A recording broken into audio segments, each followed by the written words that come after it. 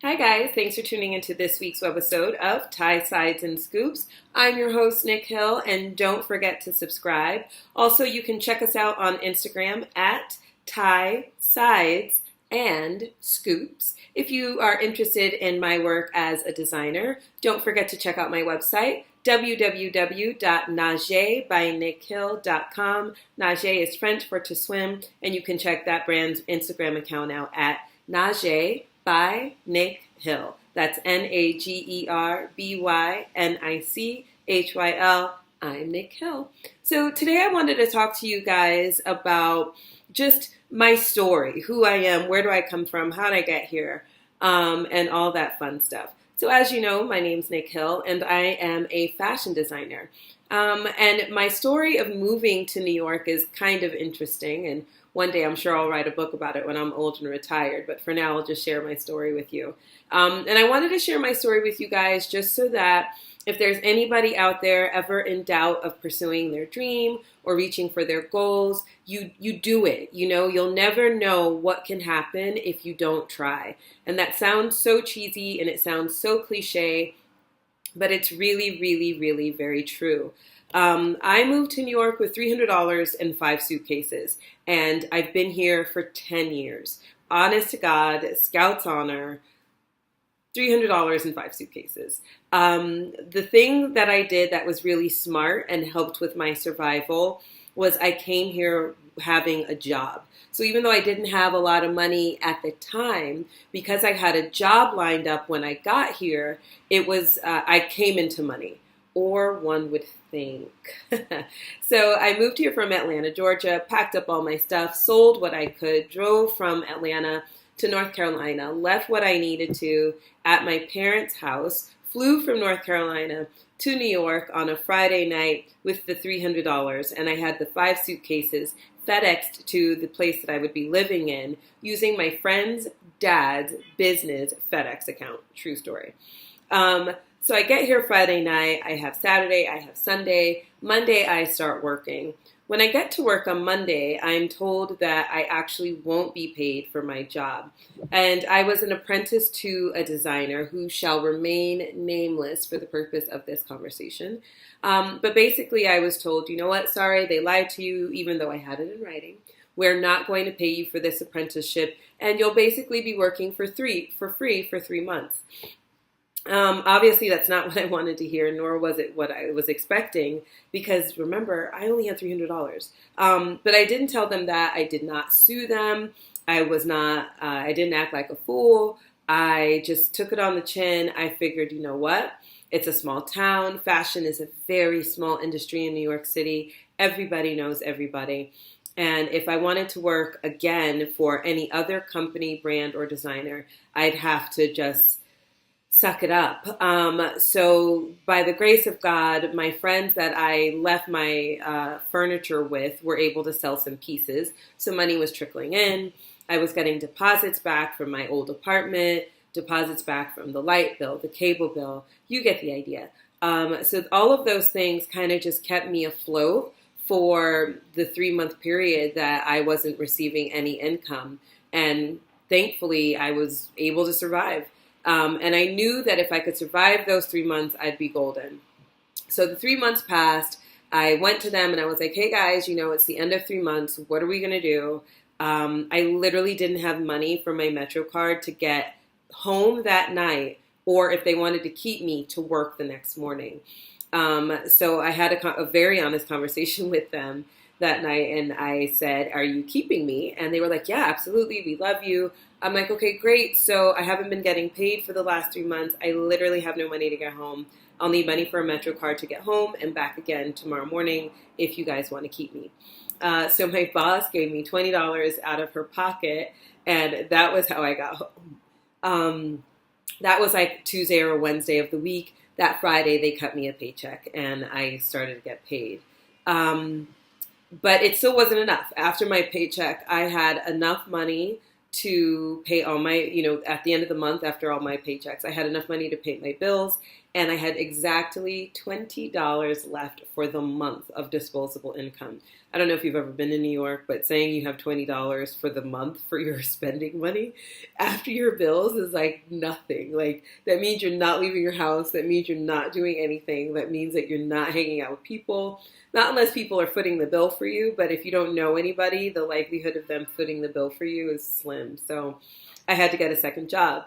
So I got a second job waiting tables at a seafood restaurant in Port Washington, Long Island. And this now meant that I worked 7 days a week, roughly 90 to 100 hours per week. I was exhausted, but I at least had money to survive. I had money to eat. If I could find time to go out, I had money to go out. And it was necessary. And that was how I survived for roughly the first year of being here in New York. Not sure why I didn't have the idea to work to get that part-time job when I was an apprentice. I didn't have my car. My car came here towards the end of that apprenticeship. And I don't know if you're familiar with New York or not, but Port Washington is out there. There is no mass transportation that's going to get you there. And one of the tricks was I needed a part-time serving job that gave me the most amount of money for the least amount of time. And this restaurant did that. I was making about $500 to $600 in 2 days. And that was enough to kind of carry me over where my paycheck wasn't able to help me. So we're back at the job. I'm working 90 to 100 hours a week. I'm exhausted. I'm tired. I'm so tired that I feel like I can barely walk sometimes. And it just so happened that the fashion brand that I was working for had a layoff, and they laid off about 12 people. It was a small company, so laying off 12 people is laying off like half of their workforce. So now I only had my job, part-time job at the restaurant, and I worked that while I was looking for a new job. I went on interviews, looked for a new job, and found one about 3 months after being laid off.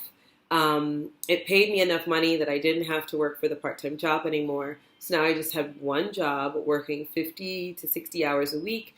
And I felt so luxurious that I had time and I could actually sleep on the weekends. I worked with that company for about 4 months, and they filed bankruptcy. Very sadly, very talented designer. They had to file bankruptcy just because of mismanagement of funds by one of the senior officials. And even though it was a small stint on my resume, what I learned was that sometimes talent isn't enough. This guy was ridiculously talented, made beautiful clothes. They sold inside of Bergdorf. Oprah was wearing his things. His stuff was on the red carpet.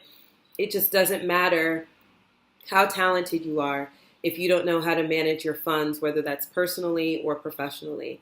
So I saw this man dissolve his company, which had been open for about 20 to 25 years. I saw employees lose their jobs and go out of work, and it was just really, really sad all around for them. And he felt bad for me because I was the newest member of the team.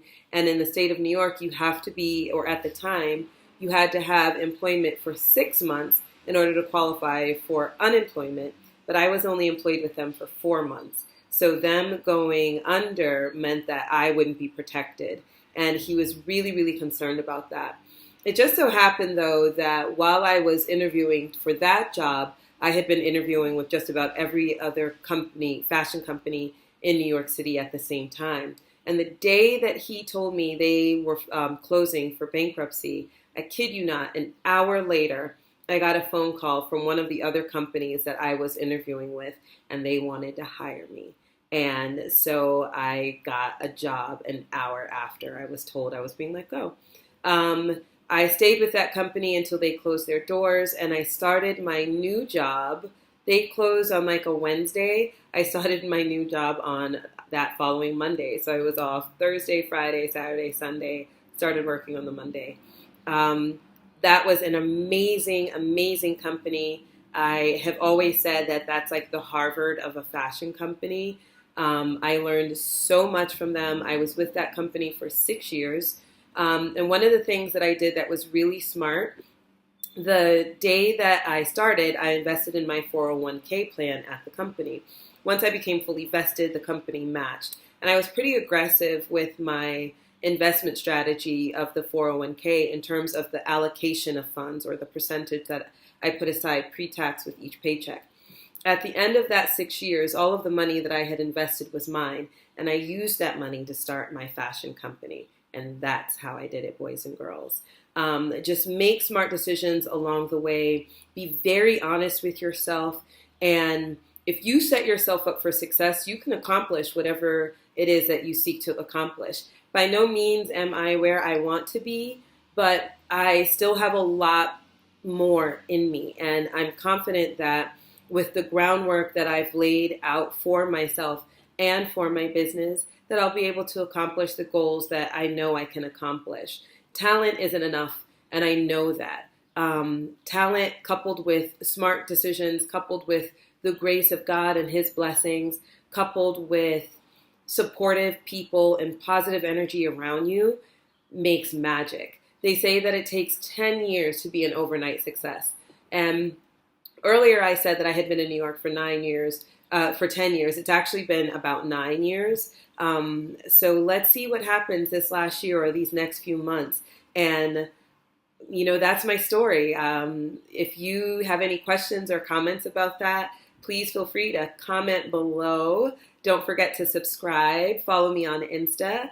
I'll leave the details and the credits at the end of the segment. But you can do it. If I can move to New York City with literally $300 and 5 suitcases, I promise you can do it. These are real stories. These things happen. And my other designer friends, they have similar stories. You can do it. Just, you have to believe that you can, and you have to remove the negative energy from around you, whether that's negative friends, negative family members, a negative personal mindset. If you have self-doubt and you have negative in your brain, you cannot expect anything positive to grow in that environment. Remove yourself from the negativity. Trust in God. Pray. I believe in prayer. I'm a very spiritual person. And it will happen. You just have to, be patient to allow it to happen. I'll leave you with this. I always say, if one of two things will happen. If I never give up, I'll either succeed or I'll die trying. And that's it. Those are your chances if you never give up on your goal or on yourself. And at that point, your odds of success are 50%. So stick with it. Don't give up. Have faith in yourself. And if the people around you are negative, just remove them. And if you can't remove them, just don't tell them what your goals are, because not everybody's a fan of you. The devil is not a lie. And there are people that want to see you fail. And if those people are around you, be honest with who they are and stop telling them your business and show them your success. I'm Nic Hyl, guys. Good luck with everything that you seek in this life. And keep in touch. Comment below. Subscribe to The Scoop. And thanks for watching this webisode of Tie Sides and Scoops. Bye.